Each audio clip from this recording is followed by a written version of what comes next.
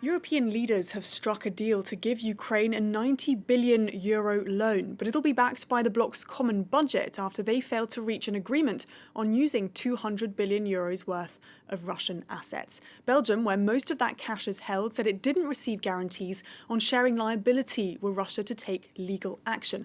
The loan is about two-thirds of what Kyiv is thought to need to get through the next 2 years, but Hungary, Slovakia and the Czech Republic are exempted from contributing to it, so only 24 EU states will be liable for the 2-year loan. For more on this story, we can cross to Armen Georgian, who joins us live from Brussels. Good to have you with us, Armen. First of all, can we call this deal a success despite a lack of unity among EU states, both on deciding whether to use these Russian assets and then on what countries should contribute to the loan?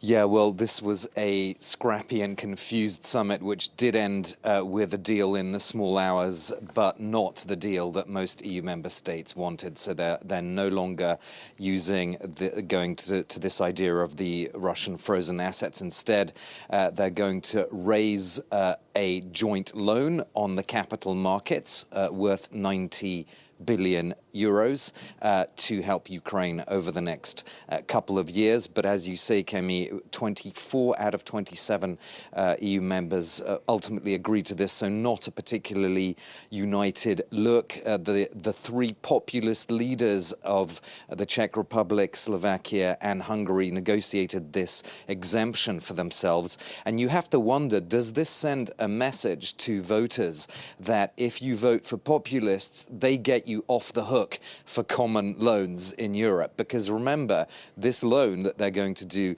is guaranteed by the common EU budget. And who indirectly backs the common EU budget? Well, it's taxpayers, it's you and me. Will taxpayers actually ultimately end up having to pay for this? In theory, not, because the idea here is that Ukraine only has to repay this loan once it has received reparations from Russia. But I think privately everybody here knows that that's not going to happen, or is extremely unlikely. You might still hear a lot of political rhetoric about Russia has to pay, but I think people understand that's not really going to happen. It's very unlikely.